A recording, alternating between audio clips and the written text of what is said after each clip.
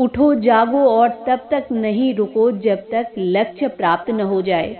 स्वामी विवेकानंद के ऐसे अनमोल विचारों से आज भी लाखों युवा प्रेरणा लेते हैं, क्योंकि स्वामी विवेकानंद जी सबके लिए प्रेरणा के स्रोत हैं। तो आइए सुनते हैं आज उनकी एक छोटी सी कहानी। जय श्री राधे दोस्तों, आइए सुनते हैं आज की कहानी। कहते हैं कि स्वामी विवेकानंद जी बचपन से ही बड़े ही तेजस्वी और मेधावी बालक थे। पढ़ने में उनकी बहुत रुचि थी। जब भी वो किसी चीज़ पर चर्चा करते थे तो उनके सभी साथी बड़े ध्यान से उनकी बातें सुनते थे। एक दिन की बात है, स्वामी विवेकानंद जी अपने साथियों के साथ कक्षा में बैठे थे।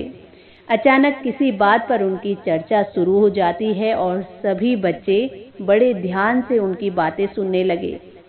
उनको पता ही नहीं चला कि कक्षा में कब शिक्षक आ गए और उन्होंने पढ़ाना भी शुरू कर दिया। सबका ध्यान स्वामी विवेकानंद जी की तरफ था और कक्षा में बैठे हुए और बच्चों ने जब ये देखा तो वो भी आपस में बातें करने लगे। ये देखकर शिक्षक ने बड़ी तेजी के साथ पूछा कि कौन बातें कर रहा है। तो वो छात्र जो थे स्वामी विवेकानंद जी और उनके दोस्तों की तरफ इशारा करने लगे और कहने लगे कि यही आपस में बातें कर रहे हैं। ये देखकर शिक्षक को बड़ा गुस्सा आया और उन्होंने उन सभी छात्रों को अपने सामने बुलाकर खड़ा कर दिया और जो पाठ पढ़ा रहे थे उसी से उन्होंने कुछ प्रश्न पूछे।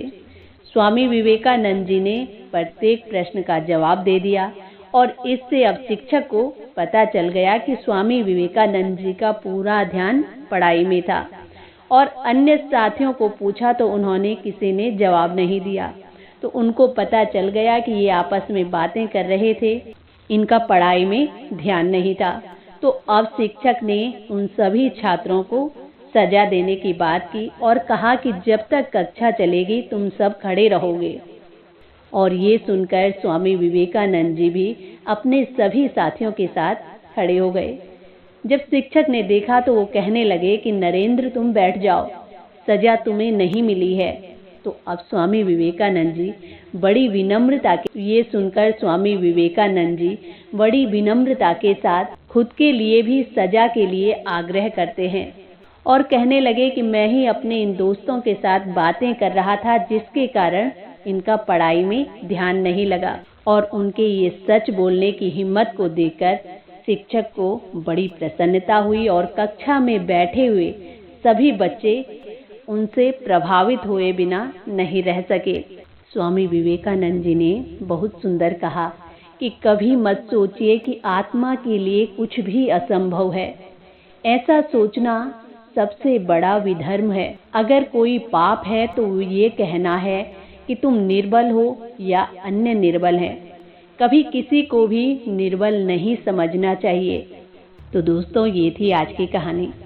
आशा करती हूँ आप सबको भी पसंद आएगी। वीडियो पसंद आए तो प्लीज़ चैनल को लाइक, शेयर एंड सब्सक्राइब जरूर करें।